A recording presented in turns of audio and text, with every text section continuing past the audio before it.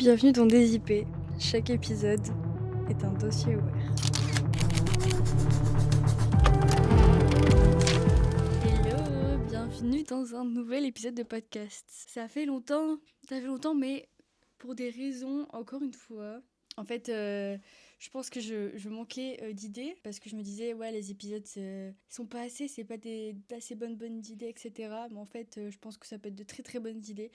Et que pour moi, vous le savez, c'est que ce podcast, c'est un moyen pour moi de faire passer des messages que j'aurais peut-être pu faire passer aussi sur Insta, ce que je fais déjà. Des fois, ça peut paraître un peu redondant, mais parce que c'est des choses qui sont quand même assez importantes pour moi et que j'aime bien aborder. En fait, ça va être le tri sélectif entre 2025 et 2026. C'est-à-dire, vous en avez vu, je pense, passer un peu partout et que je l'ai fait aussi sous forme du carrousel sur Instagram où je parle tout simplement de ce que je veux laisser en 2025 et ce que je veux pour 2026. Et même si je l'ai pas fait aussi complet que ce que je vais faire là, en janvier 2026, en fait, j'aimerais bien rentrer dans un peu plus quelque chose d'un peu plus peut-être stratégique, mais qui reste assez unique dans ce que j'aime faire. Déjà, ça part par le fait que j'ai changé de nom sur Instagram, où maintenant c'est plus Solane.mini power, mais solainement. Je voulais changer il y a un moment quand même maintenant de nom, parce que vu que j'ai arrêté le power. Pour ceux qui ont écouté mon dernier épisode de podcast, du coup, si vous l'avez écouté, vous savez que j'ai arrêté la force athlétique pour plein de raisons. Déjà pour avoir plus de temps, maintenant je pense que j'ai jamais eu autant de temps parce que ça me prenait plus de 3 heures de ma journée des fois. À cause de mes douleurs, etc. Et après, je sais qu'on n'a pas tous le même avis là-dessus, mais j'étais juste pas assez passionnée, je l'avoue, j'étais vraiment pas du tout assez passionnée par ce sport pour en fait me donner la peine de donner trop d'énergie dans la réhab, etc. pour aller mieux, pour un sport qui finalement mentalement ne m'apporte pas plus que ça. Et ça peut être un peu lâche d'avoir arrêté un sport comme ça, mais en même temps pour moi le sport c'est toujours quelque chose qui est censé être du plaisir avant tout. Et que même quand tu fais des compétitions plus tard, en fait certes tu peux le faire aussi pour te surpasser toi, mais c'est censé être du plaisir avant tout. On n'a qu'une vie les gars, c'est trop bien de remplir des objectifs, mais il faut le kiffer en fait. Donc moi je kiffais plus du tout ça. Et c'est aussi où j'en suis sûre, c'est que quand je regarde les gens maintenant faire leurs séances, je suis en mode les gars, ça me manque pas. Donc voilà. Donc déjà pour passer de 2025 à 2026, sachez que je ne jette rien. On va être plus de ce que j'ai pu faire, de comment j'ai pu me comporter, comment est-ce que je fonctionne, mais aussi comment est-ce que en dehors ça fonctionne, et notamment au niveau des réseaux. Au niveau des réseaux, la création de contenu, de tout ça. Parce que je pense que je suis pas la seule aussi, dans plein de gens qui m'écoutent. Je pense qu'il y en a plein aussi à côté qui aimeraient se lancer sur les réseaux, mais vraiment à fond et tout. Et je pense qu'il parlera à pas mal de gens aussi cet épisode. Je l'espère en tout cas. Déjà, juste avant tout, j'espère sincèrement que pour vous, pour 2026, vous vous ferez passer avant beaucoup de choses, même si à côté, il y a des choses qui sont très importantes comme la famille, etc. Mais des choses qui comptent réellement, vous allez pouvoir réussir à remplir les quelques objectifs que vous vous êtes fixés. Pas des choses insurmontables, ou alors s'il y a des choses insurmontables que vous choisissez, enfin des très gros projets, très gros objectifs, je pense que le mieux c'est d'en choisir qu'un seul, parce que des fois on peut être déçu. Et si jamais tu as atteint cet objectif, tu passes sur le plan B. Voilà, ça ce sera super. Bref, en tout cas, j'espère que cette vidéo va vous plaire. On va commencer par le dossier procrastination entre vie pro et vie perso. Alors, on va commencer par ce que je ressens immédiatement maintenant, actuellement, à ce moment précis. Qui est la procrastination. Procrastination et en même temps slash prendre soin de moi, slash ne rien faire. C'est-à-dire que actuellement on est dans une période un peu plus creuse en termes de compétition où c'est le début 2026, donc janvier il n'y a pas grand chose en compétition. On en a fait 2 et c'était déjà très bien, et la plus grosse période arrive juste après. Et c'est vrai que je culpabilise beaucoup, mais genre vraiment beaucoup. J'ai l'impression de pas en faire assez, et que vu que j'ai un métier qui est très privilégié où je travaille de chez moi, que je fais le travail de mes rêves, j'ai l'impression de pas faire assez, et du coup de pas du tout être assez légitime de prendre ces moments pour ne rien faire. Parce que là on est vraiment dans une période creuse, donc avec quelques semaines où on n'a pas grand chose, donc pour moi, il faut absolument que j'en fasse quelque chose, et totalement. Et en même temps, à côté, je suis en mode, est-ce qu'il faudrait pas que je savoure ces moments-là? Et à la fois, à côté, j'ai l'impression d'être une méga flemmarde, alors qu'en fait, j'ai pas la flemme du tout, j'ai la flemme de rien du tout. Je vais marcher, je vais à la salle de sport, je fais mes plus de 10 000 pas par jour, parce que je kiffe ça, en écoutant des podcasts, enfin bref, j'ai la flemme de rien. Je m'occupe quand même à côté de Podcast Média, mais en fait, c'est des choses que je kiffe tellement faire que j'ai l'impression de pas bosser assez par rapport à des gens comme certains qui peuvent m'écouter, qui font des horaires de travail classiques. Et je vous envoie mais tout mon respect, genre vraiment tout mon respect parce que euh, j'ai été là-dedans et honnêtement, je ne veux surtout pas y retourner pour plein de raisons que j'ai pu citer dans mes épisodes précédents, comme le fait de pas vraiment avoir de temps pour soi, de bosser des fois pour des gens qui en ont rien à foutre de toi. Par contre, après, je prends en compte aussi à côté ceux qui travaillent en milieu hospitalier. Mais vraiment, mes gros respects pour vous.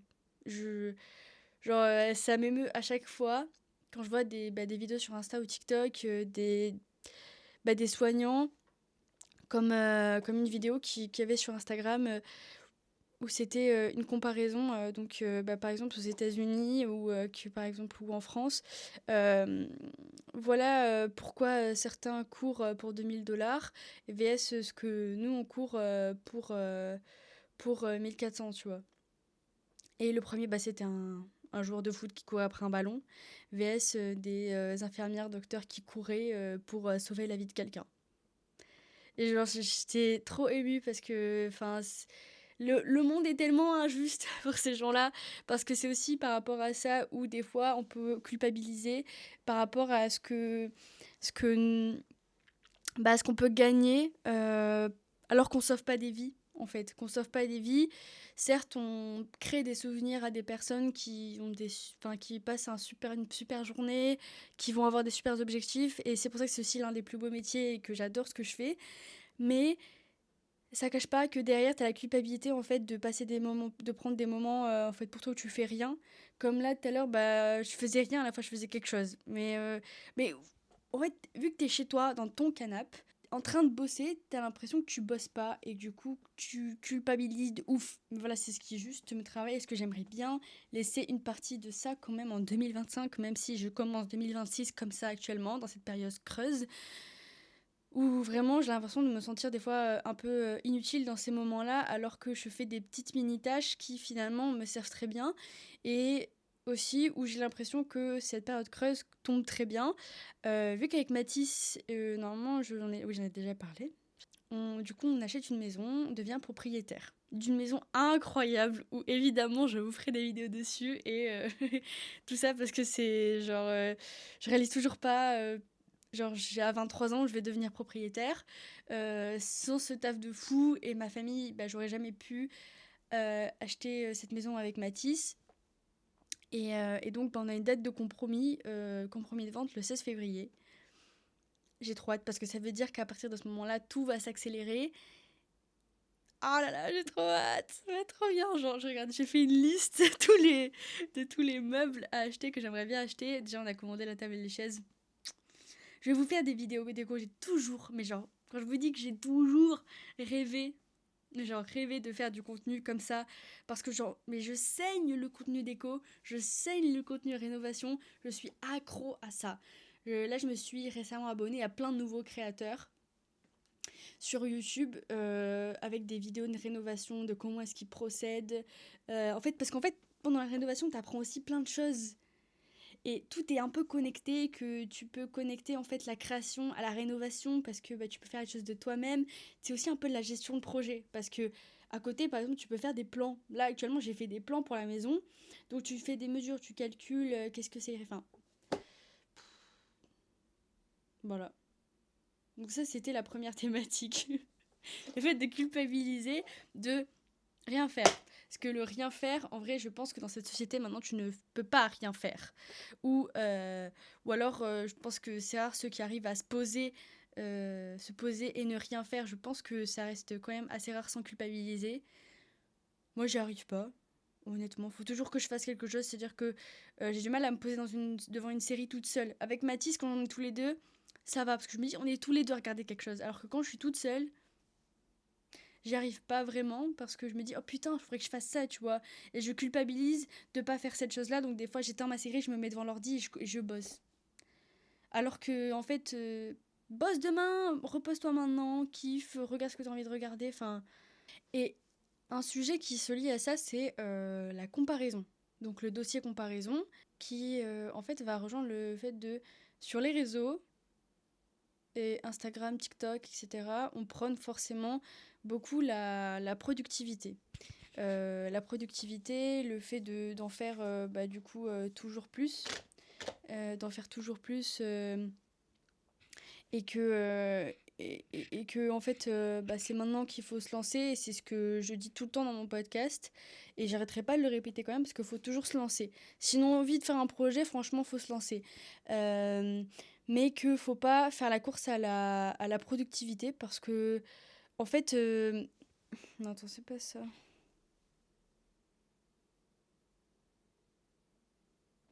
Voilà. Oui, sur les réseaux on peut voir beaucoup de gens faire des choses dans tous les sens. Bouger tout le temps, poster tout le temps, euh, faire 600 vidéos par jour, etc. Et je trouve ça super inspirant, franchement. Je crache pas du tout là-dessus parce que c'est un de mes objectifs que j'aimerais fixer, c'est me fixer cette année ou ce mois-ci, dans les mois qui arrivent, donc de créer beaucoup plus. Mais en fait, ce qui est toujours compliqué, c'est c'est juste de laisser en 2025 toutes ces choses des réseaux nous impacter directement, alors que c'est pas forcément la vraie vie. Parce que sur les réseaux, on peut montrer ce qu'on veut. On peut vraiment montrer qu'on bosse d'arrache-pied alors qu'en fait à côté on bosse pas, ou alors l'inverse qu'on bosse pas mais alors qu'en fait on bosse de ouf derrière. C'est là qu'il y a un peu un paradoxe en fonction des personnes ou de ce que tu fais, des créateurs de contenu que des fois vont recevoir des commentaires en disant mais en fait tu fous rien de ta vie. En fait c'est juste que des fois il y a beaucoup de périodes où on taffe beaucoup d'un coup et des fois on n'a plus de taf. Donc c'est des tafs où des fois il y a beaucoup de périodes creuses où du coup on peut avoir la chance d'avoir un peu plus de temps pour nous. Mais alors des fois il y a des périodes t'y vas, ou des périodes où tu vas faire du montage jusqu'à 3 heures du matin, où ça va être très dur.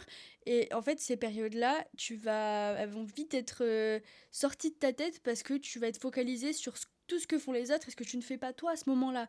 Sauf qu'en fait, le contenu, les gens, des fois, ils l'ont en fait publié des mois avant. C'est en fait utiliser justement cette comparaison à tous les gens qu'on a l'impression de voir bosser dans tous les sens, faire du contenu partout tout le temps, qu'ils arrêtent jamais et qu'en fait à côté toi tu fais rien, c'est justement utiliser ça pour te donner la force de te dire ok, la vie ça marche pas comme ça, sur les réseaux on montre ce qu'on veut et donc moi aussi je peux montrer ce que je veux. Et maintenant aussi ce que j'aimerais laisser en 2025 et qui je pense concerne aussi beaucoup de gens, sur la pression de en fait peut-être que mon montage est pas assez bien.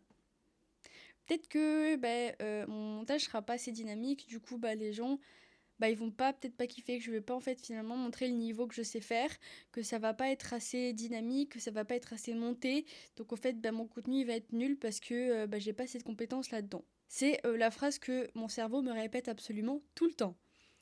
Alors qu'en fait, j'ai des capacités, je sais monter, mais je le monte à ma manière. Et c'est encore la comparaison de... On voit tellement de contenu méga monté et à la fois à côté du contenu, en fait, beaucoup plus spontané. Et qu'en fait, on sait pas où se positionner. Sauf que... Il y a encore quelque chose qu'il faut qu'on retienne, c'est que les gens, ils font ce qu'ils veulent. Tu montes quelque chose super bien monté, tant mieux. Si tu montes quelque chose de plus spontané, qui a beaucoup moins de cuts et d'effets, etc., ça marchera tout autant. En fait, ce qu'aiment les gens, c'est quelqu'un de spontané, d'honnête et qui montre vraiment qui il est. Et c'est des choses qu'il faut que je me mette dans la cabeza parce que sinon, j'arriverai jamais à créer en fait et à poster du contenu, tout simplement. Parce que comme maintenant, là, comme ce que je vais poster sûrement peut-être en petit épisode sur un réel, comme Audi Orelsan, en fait, pour filmer, t'as juste besoin d'un truc qui filme, quoi. Et moi, j'ai une putain de caméra super cool pour filmer. Mais c'est la comparaison, toujours, de dire « Ah putain, je suis pas assez, du coup, je fais pas. » Ou alors, t'écris des scripts. Ce que je fais, j'écris des scripts, je me renseigne sur Instagram. Et puis, je filme. C'est sur ma carte SD. Je dois le monter.